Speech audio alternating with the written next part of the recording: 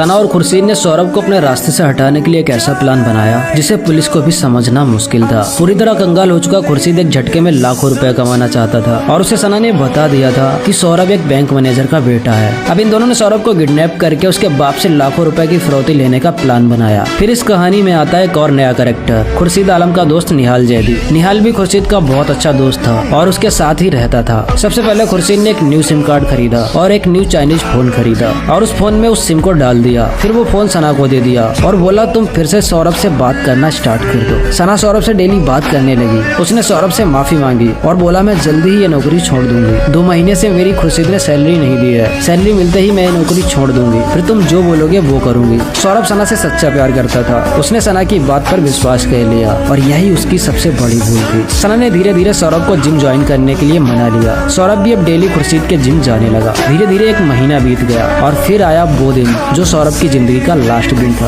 उस दिन सुबह सुबह ही सना ने सौरभ को कॉल किया और बोला तुम जल्दी जिम आ जाओ, मैं जिम में अकेली हूँ। सौरभ जॉगिंग के लिए निकला था, उधर से ही जिम चला गया। जिम जैसे ही पहुंचा तो उसने देखा सना अकेली थी। फिर वो दोनों एक दूसरे को किस करने लगे तो सना ने बोला अंदर चेंजिंग रूम में चलो। जैसे ही सना सौरभ को चेंजिंग रूम में लेकर गई, वैसे ही सौरभ के ऊपर पहले से ही अंदर बैठे खुर्शीद और उसके दोस्त निहाल ने हमला कर दिया। वो दोनों पकड़कर उसे बांधने की कोशिश कर रहे थे पर सौरभ की बॉडी अच्छी थी, उसे संभाल पाना उन दोनों के बस की बात नहीं थी और वो जोर जोर से चिल्ला भी रहा था। इसलिए खुर्शीद ने उसके सिर पर एक लोहे की रॉड से वार किया जिससे सौरभ का सिर फट गया और वो बेहोश होकर जमीन पर गिर गया। सौरभ की हालत देखकर सना ने बोला अब ये जिंदा नहीं बचना चाहिए वरना हमारी जिंदगी खराब कर देगा। इसलिए सना ने एक सिरिंज में तेजाब भरकर और वो तेजाब से भरा हुआ इंजेक्शन सौरभ के सीने में लगा दिया। सौरभ ने कुछ मिनटों में ही दम तोड़ दिया। अब उन तीनों के सामने एक नई मुश्किल आ गई थी कि सौरभ को बॉडी को कहाँ छिपाएं, उसे जिम से बाहर लेके कैसे जाएं। आगे उन तीनों ने क्या किया और पुलिस ने इस केस को कैसे खोला, ये सब जानेंगे हम 3rd पार्ट में, तो फॉलो कर लेना।